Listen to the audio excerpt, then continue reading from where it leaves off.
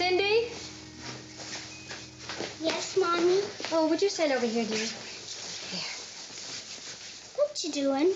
Oh, I'm trying to decide which color to use for your costume. Mommy, when you have to decide between two things, how do you know which is right? Well, you don't always. Sometimes you have to use your intuition. What's that? It's a little voice inside you that tells you what to do. Well, who tells the little voice? A big voice, I guess.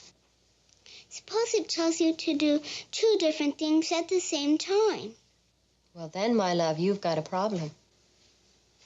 Mommy? I was thinking, maybe the play isn't going to be so good. And you don't even have to come if you don't want to. Don't want to? Oh, darling, wild horses couldn't keep me away.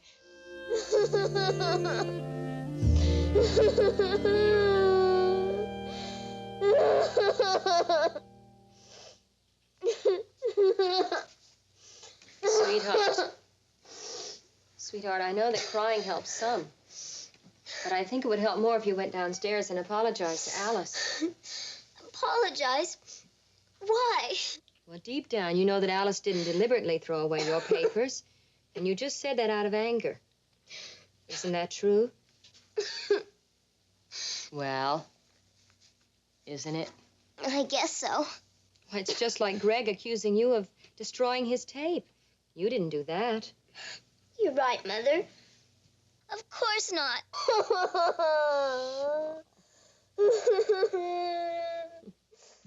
You are so right, Mrs. Brady. I couldn't agree with you more. Oh, I knew you would, Mrs. Hinton. I'm sure we can settle this little misunderstanding very simply.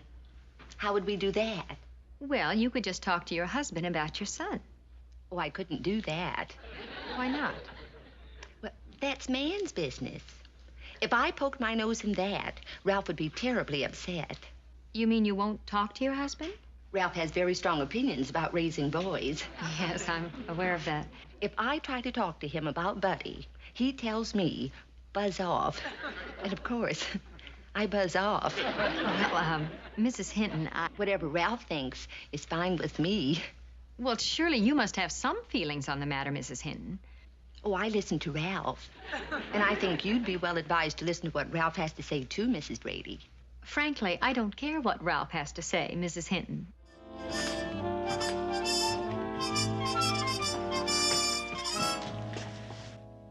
Well, Greg? Oh, Mom, they're not mine. They fell out of your pocket, Greg. Yes, ma'am. Were you keeping them for someone else? No, Well, then, how did they get there? I don't know. But they're not mine, honest, Mom. All right, Greg, if you say so. Mrs. Brady, I can understand you're wanting to believe your own son. Well, he said they weren't his. If parents refuse to open their eyes, you are doing exactly what our committee is trying to prevent. Mrs. Johnson, maybe I'm the wrong person for your committee. You know I want to work with you. But if you cannot accept the fact that your own son... Mrs. Johnson, I told you, they're not mine. That's what he said. I'm sorry, Mrs. Brady. I really am.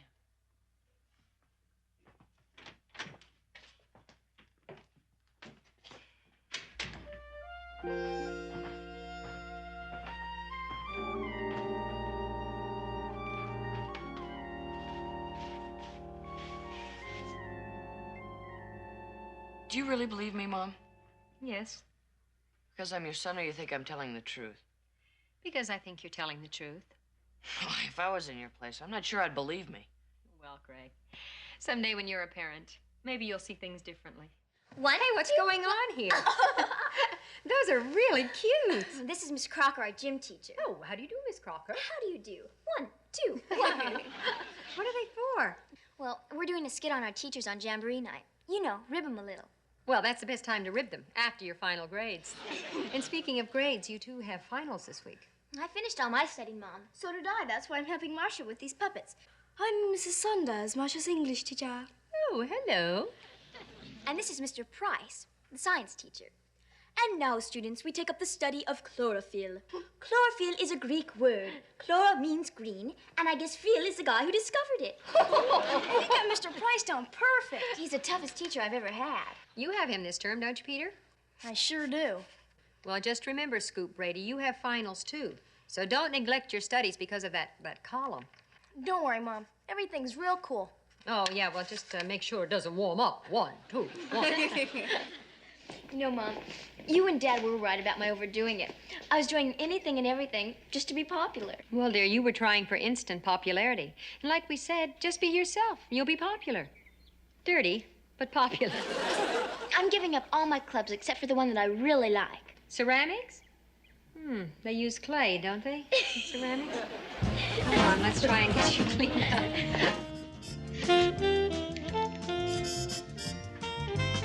Hi, honey. How was ballet class? Awful.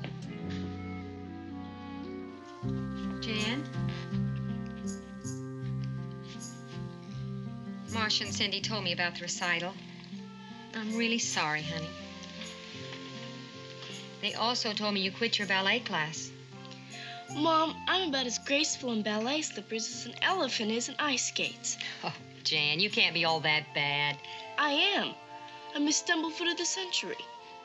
And I really wanted to dance. Well, honey, maybe ballet just isn't your thing. Sure, but what is my thing? Well, there are other kinds of dancing, you know.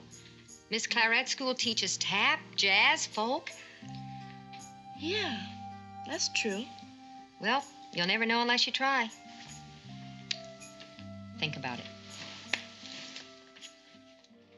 Hi, honey. How goes the millionaire business? Awful. I didn't make a single sale. Well, after all, it's only your first day. Yeah, and it's also my last day. You don't mean you're quitting? Yeah, I'm a failure. Bobby, you stop that. Listen, you know there's an old saying, quitters never win, and winners never quit. Yeah, that's corny, Mom. Well, it may be corny, but it's also true. Listen, honey, the great ones never quit, no matter how rough things get. Now, take Thomas Edison, for instance. Did he quit? No. How about the Wright brothers? Did they quit? No. And how about Carl Mahakian? Carl Mahakian, never heard of him. That's right, because he quit. It's a joke. Anyway, I am trying to prove a point. If you really believe in something, if you really want to do it, you've got to hang in there. Boy, I wish I had as much confidence in me as you do. Thanks for the advice, Mom.